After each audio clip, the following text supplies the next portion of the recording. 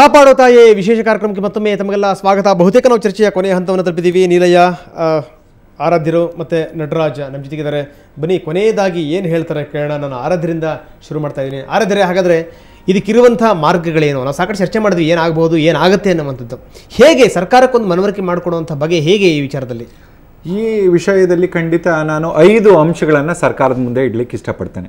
ಒಂದು, ಸರ್ಕಾರ ಶಿಕ್ಷಣವನ್ನು ಸಾಮಾಜಿಕ ಒಳಿತು ಅಂತ ಗುರುತಿಸಬೇಕು ಮತ್ತು ಅದನ್ನು ನೀಡಲಿಕ್ಕೆ ಎಲ್ಲ ಕ್ರಮಗಳನ್ನು ತೆಗೆದುಕೊಳ್ಬೇಕು. ಎರಡನೇದು, ಈ ರಾಜ್ಯದಲ್ಲಿ ಶಿಕ್ಷಣವನ್ನು ಎಲ್ಲ ಮಕ್ಕಳಿಗೆ ಗುಣಾತ್ಮಕ ಶಿಕ್ಷಣವನ್ನು ನೀಡಲಿಕ್ಕೆ ಬೇಕಾದಂಥ ಒಂದು ಸಮಗ್ರ ನೀತಿಯನ್ನು ನಾವು ತಯಾರು ಮಾಡಬೇಕು. ಇಲ್ಲಿವರೆಗೂ ನಮಗೆ ಸಮಗ್ರ ನೀತಿ ಇಲ್ಲ ಈ ರಾಜ್ಯದಲ್ಲಿ. ಏನು ಸ್ವತಂತ್ರ ಬಂದ 65 ವರ್ಷಗಳು ಕಳೆದರೂ ಕೂಡ ಸಮಗ್ರ ನೀತಿ ಇಲ್ಲ.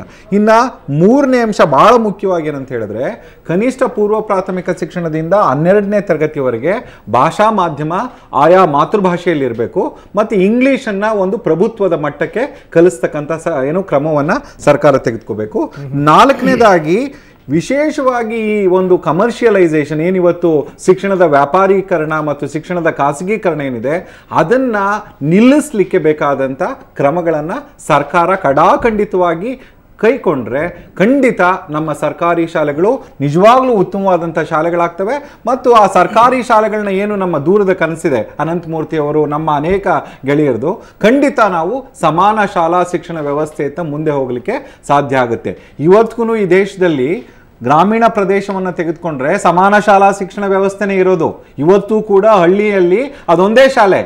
ಈಗ ಕಳೆದ 5-6 ವರ್ಷಗಳಿಂದ ಖಾಸಗಿ ಶಾಲೆಗಳು ಬಹಳ ದೊಡ್ಡ ಮಟ್ಟದಲ್ಲಿ ಎತ್ತುತ್ತಾ ಇದ್ದಾವೆ. ಬಹುಶಃ ಸರ್ಕಾರ ಇದನ್ನ ಗಂಭೀರವಾಗಿ, ಈ ಒಂದು ಪರ್ವಕಾಲ ಇದು ಸರ್ಕಾರಕ್ಕೆ ನಿಂತು ಯೋಚನೆ ಮಾಡಬೇಕು, ಗೆಳೆಯರನ್ನ ಕರಿಬೇಕು, ಸಮಗ್ರವಾಗಿ ಚರ್ಚೆ ಮಾಡಿ ಮುಂದಕ್ಕೆ ಹೋಗೋದು ಒಳ್ಳೆಯದು. ಯಾವುದೇ ಆ ಥರದ ತೀರ್ಮಾನ, ಜನರನ್ನ ತಪ್ಪು ದಾರಿಗೆಳಿತಕ್ಕಂಥ ತೀರ್ಮಾನ ಈ ಸರ್ಕಾರದಿಂದ, ವಿಶೇಷವಾಗಿ ಕಾಗೇರಿ ಅವರಿಂದ ಆಗಬಾರ್ದು. ಇದು ನನ್ನ ಕಡಾಖಂಡಿತವಾದಂಥ ಮಾತು. ಬಹಳ ಬಹಳ ಒಳ್ಳೆ ಮಾತನ್ನು ಹೇಳಿದ್ರೆ. ನಟರಾಜ್, ಕೊನೆಯದಾಗಿ ಹೇಳ್ತಾರೆ. ಇದರ ಜೊತೆಗೆ ಪೇರೆಂಟ್ಸ್ ಯಾಕೆ ಈ ಸ್ಕೂಲ್ಗಳಿಗೆ ಕಲಿಸ್ತಾ ಇಲ್ಲ ಅನ್ನೋದು ಭಾಳ ಸೀರಿಯಸ್ ಆಗಿ, ಒಂದು ಇಂಗ್ಲೀಷ್ ಕಲಿಸ್ತಾ ಇಲ್ಲ ಅಂತ. ಇದನ್ನು ನಾನು ಕನ್ನಡ ಪರ ಸಂಘಟನೆಗಳು ಅದರ ನನ್ನ ವಿರುದ್ಧ ಏನು ಹೇಳಿದ್ರು ನಾನು ಇದನ್ನು ಹೇಳ್ತಾಯಿದ್ದೀನಿ. ಇಂಗ್ಲೀಷ್ ಇಲ್ಲಿ ಕಲಿಸ್ತಾ ಇಲ್ಲ ಅನ್ನೋದು ಭಾಳ ಮೇಜರ್ ಆದಿದೆ. ಇನ್ನೊಂದು, ವರ್ಗ ಕ್ಲಾಸ್ ಆ್ಯಟಿಟ್ಯೂಡಿಂದಾಗಿ ಬೇರೆ ಸ್ಕೂಲಿಗೆ ಕಳಿಸ್ತಾ ಇದ್ದಾರೆ ಇದು. ಆದ್ದರಿಂದ ಈ TCH ಲೆವೆಲಲ್ಲೇ ನಾನು ನಿಲಯ ಅವರು ಹೇಳ್ತಾಯಿದ್ರು, TCH ಲೆವೆಲಲ್ಲೇ ನಾವು ಆ ಟೀಚರ್ಸ್ಗೆ ಇಂಗ್ಲೀಷ್ ಮೀಡಿಯಮ್ TCH ಅಂತ ಬಂದಿದೆ. ಅದು ಸೊ ಅದೇನು ದೊಡ್ಡ ವಿಚಾರ ಅಲ್ಲ ಅದು. ಸೊ ಬಂದಿರೋದ್ರಿಂದ ನಾವು ಈ ನಮ್ಮ 20,000 ಶಾಲೆಗಳೇನಿದೆ, ಈ ಶಾಲೆಗಳಲ್ಲಿ ಅತ್ಯಂತ ಚೆನ್ನಾಗಿ ಇಂಗ್ಲೀಷ್ ಕಲಿಸುವ ಟೀಚರ್ಸ್ನ ವಾಪಸ್ ಇಲ್ಲಿ ತೊಗೊಂಬರ್ಬೇಕು ಅಂತ ಕಾಣುತ್ತೆ. ನಾವು ಎಲ್ಲೋ ಒಂದು ಕಡೆ ಶ್ರೇಷ್ಠ ಪ್ರೈವೇಟ್ ಸ್ಕೂಲ್ ಅಂತ ಏನಿದೆ ಅದೊಂದು ಮಾಡೆಲ್ ಇದೆಯಲ್ಲ, ಅದ್ರ ಮಾಡೆಲನ್ನು ಅನುಸರಿಸ್ಬೇಕು. ಈಗ ಇಂಗ್ಲೀಷನ್ನ ಇಂಟ್ರೊಡ್ಯೂಸ್ ಮಾಡಿದ್ವಿ. ಇಂಗ್ಲೀಷ್ ಇಂಟ್ರೊಡ್ಯೂಸ್ ಮಾಡಿ ಕುಮಾರಸ್ವಾಮಿ ಅವರ ಸರ್ಕಾರ ಬಂದು ಇಂಟ್ರೊಡ್ಯೂಸ್ ಮಾಡಿದ್ದು 3 ವರ್ಷ ಆಗೋಯ್ತು. ಈಗ 3 ವರ್ಷ, 4ನೇ ವರ್ಷ ಆದರೂ ಕೂಡ ಈ 4 ವರ್ಷಗಳಲ್ಲಿ ಆ ಇಂಗ್ಲೀಷ್ ಕಲಿಕೆಯ ಫಲಿತಗಳೇನು ಅನ್ನೋದು ನಮಗೆ ಗೊತ್ತಾಗ್ತಿಲ್ಲ. ಯಾಕೆಂದರೆ ಇವತ್ತಿಗೂ ಟೀಚರ್ಸ್ ಹೇಳ್ತಾರೆ ಇದರಲ್ಲಿ ನಮಗೆ ಕಲ್ಸೋಕ್ಕಾಗ್ತಾ ಇಲ್ಲ, ನಮ್ಗೆ ಗೊತ್ತಾಗ್ತಾ ಇಲ್ಲ ಅಂತ. ಇದರ ಅರ್ಥ ಏನಂದರೆ, ಸೊ ವಿ ಹ್ಯಾವ್ ಟು ದೊಡ್ಡ ಲೆವೆಲಲ್ಲಿ ಪಾರ್ಟಿಸಿಪೇಷನ್ ಶುರು ಮಾಡಬೇಕು. ಎಲ್ಲಿಂದ ಶುರು ಮಾಡಬೇಕು? University teachers, college teachers, junior college teachers, high school teachers, ಯಾರ್ಯಾರಿಗೆ ಇಂಗ್ಲೀಷ್ನಲ್ಲಿ ಪ್ರೊಫಿಷಿಯನ್ಸಿ ಇದೆ ಇವ್ರನ್ನ ಸ್ವಲ್ಪ ಕೆಳಗೊಂದು ದಿವಸ ವಿಸಿಟ್ ಕೊಡಿ ಅಂತ ಹೇಳಬೇಕು. ಯಾಕೆ ಪಾರ್ಟಿಸಿಪೇಟ್ ಮಾಡ್ಬೋದು? ಇದೆಲ್ಲ ನಾವೆಲ್ಲ ಸರ್ಕಾರದ ನೌಕರರೇ ತಾನೇ ನಾವಾಗಿರೋದು. ಸೊ ನಾವು ವಿಶಾಲ ಹೇಳ್ಬೋದು, ಅಥವಾ ಅವ್ರ ಸ್ನೇಹಿತರು ಹೇಳ್ಬೋದು, ಅಥವಾ ಈ ಸಮಾಜದ ಬಗ್ಗೆ ತುಡಿಯುವಂತ ಮಾಡದೇ ಇದ್ರೆ ಪಾರ್ಟಿಸಿಪೇಷನ್ ಮಾಡೋದು ಸಾಧ್ಯನೇ ಇಲ್ಲ. ಈಗ ಅವ್ರ ಹತ್ರ, ಈಗಿರುವ ಶಿಕ್ಷಕರ ಹತ್ರ ಸಾಧ್ಯ ಇಲ್ಲ ಅಂತ ಹೇಳಿದ್ಮೇಲೆ ನಾವು ಪಾರ್ಟಿಸಿಪೇಟ್ ಮಾಡೋದನ್ನೇ, ಈಗ ಹೈಸ್ಕೂಲ್ನಲ್ಲಿ ಉತ್ತಮ ಇಂಗ್ಲೀಷ್ ಟೀಚರ್ಸ್ ಇದೆ ತಾನೆ, ಅವ್ರಿಗೂ primary school, government primary school ಮತ್ತು ಗೌರ್ಮೆಂಟ್ ಹೈಸ್ಕೂಲ್ನ ಇಂಗ್ಲೀಷ್ ಶಿಕ್ಷಕಿಯರ ನಡುವೆ ಒಂದು ಸಂಬಂಧ ಏರ್ಪಡಿಸೋಕ್ಕೆ ನಮಗೆ ಸಾಧ್ಯ ಆಗ್ತಾ ಇಲ್ವಲ್ಲ, ಯಾಕೆ ಅಂತ. ಇನ್ನೊಂದು, ನಾನು ನಿರಂಜನಾರಾಧ್ಯರು ಹೇಳಿದ ಕನ್ನಡ ಮೀಡಿಯಂನ ಹಳ್ಳಿಯ ಮಟ್ಟದಲ್ಲಿ ಯಾಕೆ ಒಪ್ತೀನಿ ಅಂದರೆ, ಮನೆಯಲ್ಲಿ ಅವರಿಗೆ ಯಾರು ಬ್ಯಾಕಪ್ ಇಲ್ಲ, ಅದರಿಂದ ಇಂಗ್ಲೀಷ್ ಮೀಡಿಯಂ ಸಾಧ್ಯ ಆಗ್ತಾ ಇಲ್ಲ ಅಂತ. ಆದರೆ ನಾನು ಅನ್ನೋದು 5ನೇ ತರಗತಿಯಿಂದ ಕೆಲವು ಸಬ್ಜೆಕ್ಟ್ಗಳನ್ನು ಇಂಗ್ಲೀಷ್ನಲ್ಲಿ ಕಲಿಸೋದನ್ನ ಶುರು ಮಾಡಲೇಬೇಕು ಅಂತ ನಾನು ಹೇಳ್ತಾ ಇದ್ದೀನಿ. ಇಂಗ್ಲೀಷ್ ಮೀಡಿಯಮ್ ಅಲ್ಲದೇ ಇದ್ರೂ ಬೈಲಿಂಗ್ವಿಯಲ್ ಮೆಥಡ್. ನಾನು ನಮ್ಮ ಮಕ್ಕಳನ್ನು ಇಂಗ್ಲೀಷ್ ಮೀಡಿಯಮ್ ಕಲಿಸಿರೋದ್ರಿಂದ ನಾನು ಕನ್ನಡ ಮೀಡಿಯಂ ಪರವಾಗಿ ವಾದ ಮಾಡೋದಕ್ಕೆ ಸಿದ್ಧ ಇಲ್ಲ, ನಾನು ಹಿಪೋಕ್ರೇಟ್ ಆಗಿ ಸಿದ್ಧ ಇಲ್ಲ.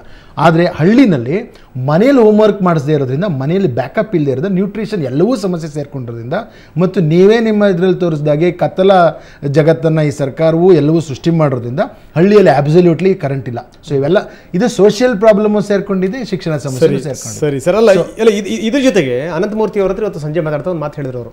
ಏನು ಅಂದರೆ ಒಂದು ಸಬ್ಜೆಕ್ಟನ್ನು ಇಡಬೇಕು, ಒಂದು ವಿಷಯವನ್ನು ಯಾವ ರೀತಿ ಅಂದರೆ ಅದು ಆಡ್ತಾ ಕಲಿಯಂಗಿರಬೇಕು. ನಮ್ಮ ಮಕ್ಕಳುಗಳು ಹೊರಗಡೆ ಹೋದಂಥ ಸಂದರ್ಭದಲ್ಲಿ ಬೇರೆ ಭಾಷೆಯನ್ನು ಹೇಗೆ ಕಲಿತಾವೋ ಅದೇ ರೀತಿ ಬರಬೇಕದು ಅಂತ ಇಟ್ಟಿದ್ದಾರೆ. ಈಗ ಇಂಗ್ಲೀಷ್ ಇಂಟ್ರೊಡ್ಯೂಸ್ ಮಾಡಿದ್ದಾರೆ, ಆದರೆ ಏನಾಗಿದೆ, ಈ ನಮ್ಮ ಸರ್ಕಾರಿ ಶಾಲೆಗಳಲ್ಲಿ ನಲಿ ಕಲಿ ಅನ್ನೋದು ಭಾಳ ಆದರ್ಶವಾದ, ಇದು ಚೆನ್ನಾಗೇ ಇದೆ, ಅದು ಆಡ್ತಾ ಕಲಿ ಅಂತ. ಆ ಕಾನ್ಸೆಪ್ಟ್ನಿಂದ ಹುಡುಗರು ಸರಿಯಾಗಿ ಕಲಿತಾ ಇಲ್ಲ. ನಮ್ಮ ಪ್ರೈವೇಟ್ ಸ್ಕೂಲಲ್ಲಿ ಕಲಿಸ್ತಾ ಇದ್ದೀವಿ ಅಂತ ಇವ್ರು ಹೋಗ್ತಾ ಇದ್ದಾರೆ. ಅದರಿಂದ ನಮ್ದೇನೋ ತಪ್ಪಾಗಿದೆ ಅಂತ ಕಾಣ್ತಾ ಇದೆ ನಾವು ಕಲಿಯುವ ಕ್ರಮದಲ್ಲಿ. ಅನಂತಮೂರ್ತಿಯವರು ಹೇಳ್ತಾ ಇರೋದು ಭಾಷೆ ಕಲಿಕೆಯ ಬಗ್ಗೆ ಸರಿನೇ. ಈಗ 6-7ನೇ ವಯಸ್ಸಿಗೆ 5-6 ಭಾಷೆಗಳನ್ನು ನಾವು ಮಕ್ಕಳು ಪಿಕಪ್ ಮಾಡ್ತಾರೆ. Any language for that matter, Chinese ಆದರೂ ಚೈನೀಸ್ ಪಿಕಪ್ ಮಾಡಿಬಿಡ್ತಾರೆ ಅನ್ನೋದೆಲ್ಲ ನಿಜ. ಸೊ ಈ ಹಿನ್ನೆಲೆಯಲ್ಲಿ ನಾವು ಇಂಗ್ಲೀಷನ್ನು ಆಡ್ತಾ ಕಲಿಯೋದು ಒಂದು, ದಟ್ ಈಸ್ ಸ್ಪೋಕನ್ ಇಂಗ್ಲೀಷ್, ಅದು ಒಂದು. ಇನ್ನೊಂದು ಅವ್ರಿಗೆ ಏನನ್ನು LKG ಕಲಿಸ್ತಾ ಇದ್ದಾರೆ, ಪ್ರೀ ನರ್ಸರಿಲಿ ಕಲಿಸ್ತಾ ಇದ್ದಾರೆ, ಅದನ್ನು ಪ್ರೀ ನರ್ಸರಿಗಿಂತ ಮನೆಯಲ್ಲೇ ಕಲಿಸ್ತಾ ಇದ್ದಾರೆ. ಇದೆಲ್ಲ ತೊಟ್ಲಲ್ಲೇ ಕಲಿಸೋಕೆ ಶುರು ಮಾಡಿದ್ದಾರಲ್ಲ, ಈ ಮಕ್ಕಳಿಗೆ 5 ವರ್ಷ ಆದ ನಂತರ ಅದು ನಾವು ಶುರು ಮಾಡಬೇಕು ಅಂತ. 5ನೇ ಕ್ಲಾಸಿಗೆ ಬರೋತ್ತಿಗೆ ಒಂದು ಮಟ್ಟದ ಇಂಗ್ಲೀಷ್ನ ಒಂದು ಐಡಿಯಾ ಬಂದಿರಬೇಕು ಅವ್ರಿಗೆ. ಸರಿ ಸರ್, ಕೊನೆಯದಾಗಿ ಹೇಳ್ತೀನಿ ಅವರೇ, ನನ್ನ ಮನವಿ ಸಮಾಜಕ್ಕೆ ದಯವಿಟ್ಟು ಪ್ರತಿಷ್ಠೆಯನ್ನು ಬಿಡಿ, ಕನ್ನಡ ಶಾಲೆಗೆ ಮಕ್ಕಳನ್ನು ಕಲಿಸಿ. ಇವತ್ತು ಸರ್ಕಾರದಲ್ಲಿ ಏನು ಅಧಿಕಾರಿಗಳಾಗಿದ್ದಾರೆ, ಅನೇಕ ವಿಜ್ಞಾನಿಗಳಾಗಿದ್ದಾರೆ, ಅವರೆಲ್ಲರೂ ಕನ್ನಡ ಮಾಧ್ಯಮದಲ್ಲೇ ಓದಿದ್ದಾರೆ. ಇನ್ನೊಂದು, ಈಗೇನು ಆಗಲೇ ಅನೇಕ ವರ್ಷಗಳಿಂದ ಸರ್ಕಾರಗಳು ಮಾಡಿರೋ ತಪ್ಪನ್ನು ತಿದ್ದೋದಕ್ಕೆ ಪ್ರಯತ್ನ ಮಾಡಬೇಕಾದ್ರೆ ಸಮಾಜ ಸಹಕರಿಸಬೇಕು, ಶಿಕ್ಷಣ ತಜ್ಞರು ಸಹಕರಿಸಬೇಕು.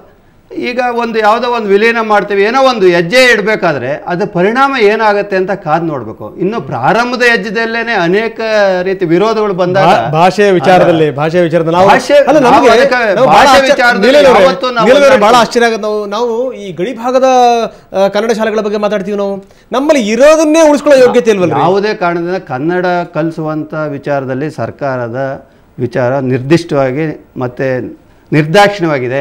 ನಾವು ಕನ್ನಡ ಶಾಲೆಗಳನ್ನು ಮುಚ್ಚೋದಿಲ್ಲ, ಆದರೆ ಕೇವಲ ಮಕ್ಕಳನ್ನು 5 ಜನ ಮಕ್ಕಳನ್ನ ಇಟ್ಟುಕೊಂಡು ಶಿಕ್ಷಣ, ಅವರಿಗೆ ಗುಣಾತ್ಮಕ ಶಿಕ್ಷಣ ಕೊಡೋಕ್ಕಾಗಲ್ಲ ಅನ್ನೋದು ಒಂದು ಧೋರಣೆಯಿಂದ ಅವ್ರನ್ನ ಪಕ್ಕದ ಶಾಲೆಗಳಿಗೆ ಸೇರಿಸಬೇಕು ಅನ್ನೋದು ಸೇರಿಸ್ಬಿಡ್ತೀನಿ. 5 ಮಕ್ಕಳು ಅನ್ನೋದು ಈ ವರ್ಷದ ಈಗಳಿಗೆ ಮಾನದಂಡವನ್ನು ಬಿಟ್ಬಿಡ್ಬೇಕು ಅಂತ ಕಾಣುತ್ತೆ. ಮುಂದಿನ ವರ್ಷ ಅದು 10 ಆಗಲ್ಲ, 15 ಆಗಲ್ಲ ಅಂತ ಸರ್ಕಾರ ಯಾತಕ್ಕೆ ಈಗಲೇ ತೀರ್ಮಾನ ತಗೊಳ್ತಾ ಇದೆ? ಅದು ಆಕ್ಚುಲಿ 5-10 ಜಾಸ್ತಿ ಆದ್ರೆ ಮತ್ತೆ ಅಲ್ಲಿ ಪ್ರಾರಂಭ ಮಾಡಬಹುದು.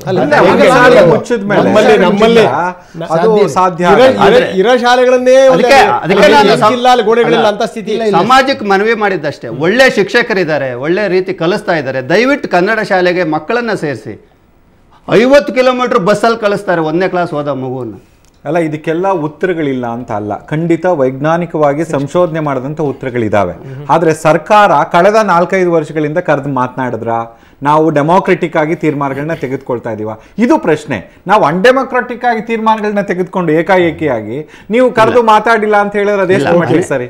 ಓಕೆ. ಸೊ ಇಲ್ಲಿ ತನಕ ಬಂದ್ಬಿಟ್ಟು ತಾವು ಸಾಕಷ್ಟು ಮಾತಾಡಿದ್ರೆ ತಮ್ಮ ಮೂಲಕ ಕೂಡ ಧನ್ಯವಾದಗಳು sir. Thank you. So November ಬಂತು ಅಂದಾಕ್ಷಣ ನಮಗೇನು ಕನ್ನಡದ ದೆವ್ವನೇ ಹೋಗ್ಕೊಂಡಿರುತ್ತೋ ಅಥವಾ ಕನ್ನಡದ ದೇವರೇ ಬಂದಿರುತ್ತೋ ಗೊತ್ತಿಲ್ಲ. ಯಾಕಂದರೆ ಹಾರಾಡಿದ್ದೇನೆ. ಆದರೆ ನೋಡಿ, ಒಂದು ಕಡೆಗೆ ಕನ್ನಡ ಶಾಲೆಗಳು ಕಣ್ಣು ಮುಚ್ತಾ ಇವೆ. ಈ ನವೆಂಬರ್ ವೀರರು, ನವೆಂಬರ್ ಧೀರರು ಏನು ಮಾಡ್ತಾ ಇದ್ದಾರೆ ಅನ್ನುವಂಥದ್ದು ನನ್ನ ಪ್ರಶ್ನೆ. ಭಾಷೆಯನ್ನು ಒಂದು ಕಣ್ಣು ಮುಚ್ಚಿಸಿ ನೀವು ಬದುಕಲಿಕ್ಕೆ ಸಾಧ್ಯನ ಅನ್ನುವಂಥದ್ದು ಭಾಷೆ ದಿಢೀರ್ನೇ ಬಂದಿರುವಂಥದ್ದಲ್ಲ, ಅದು ಸಾವಿರಾರು ವರ್ಷಗಳಿಂದ ಬಂದಿರುವಂಥದ್ದು. ಅದು ನಮ್ಮ ಸಂಸ್ಕೃತಿ, ಅದು ನಮ್ಮ ಪರಂಪರೆ. ಅದನ್ನೇ ಕಣ್ಣು ಮುಚ್ಚಿಸಲಿಕ್ಕೆ ನೀವು ಹೊರಟಿದ್ದೀರಿ. ಜೊತೆಗೆ ನಿಮ್ಮ ಒಂದು ನಿರ್ದಿಷ್ಟವಾದಂಥ ಯೋಜನೆಗಳೇನು, ಬಹಳ ಒಳ್ಳೆ ಮಾತನ್ನು ಹೇಳಿದ್ರು ಆರಾಧ್ಯವರು. ಅದರಲ್ಲೂ ಈಗಿನ ಸಚಿವರು ಏನಿದ್ದಾರೆ ಕಾಗೇರಿಯವರು, ಅವರಿಂದ ಇದನ್ನು ನಾವು ನಿರೀಕ್ಷೆ ಮಾಡೋದೇ ಇಲ್ಲ ಅಂತ. ದಯವಿಟ್ಟು ಕನ್ನಡವನ್ನು ಕೊಲ್ಲುವಂಥ ಮಟ್ಟಕ್ಕೆ ತಾವುಗಳು ಹೋಗಬೇಡಿ. ಕಾಗೇರಿಯವರೇ, ನಿಮ್ಮಲ್ಲಿ ನಮ್ಮದೊಂದು ಪ್ರಾರ್ಥನೆ, ಕನ್ನಡದ ವಿಚಾರದಲ್ಲಿ ಕಾಗೆ ಹಾರಿಸೋದನ್ನು ಬಿಟ್ಟು ನಿಮ್ಮ ನಿರ್ದಿಷ್ಟ ಯೋಜನೆಗಳೇನು ಅದಕ್ಕೊಂದು ಸ್ಪಷ್ಟವಾದಂಥ ಒಂದು ಚಿತ್ರಣ ಕೊಡಿ. ಒಂದಷ್ಟು ಸಂಬಂಧಪಟ್ಟಂಥವ್ರ ಹತ್ರ ಮಾತಾಡಿ, ಆಮೇಲೆ ಹೆಜ್ಜೆ ಇಡಿ ಅಂತ ಪ್ರಾರ್ಥನೆ ಮಾಡ್ಕೊಳ್ತಾ ವಿಶೇಷ ಕಾರ್ಯಕ್ರಮ ಮುಗಿಸ್ತಾ ಇದ್ದೀನಿ. ನಮಸ್ಕಾರ.